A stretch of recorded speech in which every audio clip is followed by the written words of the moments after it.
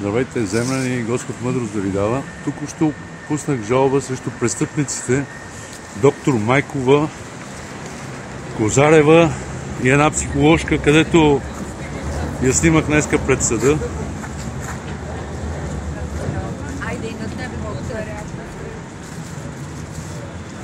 Задето отвлякоха моята приятелка и не я пускат от психодиспансера, за да ми запушват устата. И мене ме отвлякоха по член 142 алинея А, т.е. 142А, което предвижда от 3 до 20 години затвор за това мое отвличане в психодиспансер тежък, при положение, че има и лек. В нарушение на член 29 и на член 30 от Конституцията, който е върховният закон в България.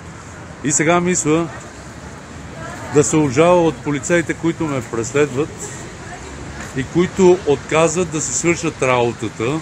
Ето тук в Комисия за противодействие на корупцията и за отнемане на незаконно придобито имущество. Така, искам да ви кажа следното нещо, хора. Благодарение на полицаите, моето имущество на 90% беше отнето. Сега аз ще ги опозоря и ще отнемат тяхното имущество за техните бездействия, които правят по подадените 21 жалби от мене срещу корумпирани полицаи. Пожелавам ви приятен ден за сега. Чао!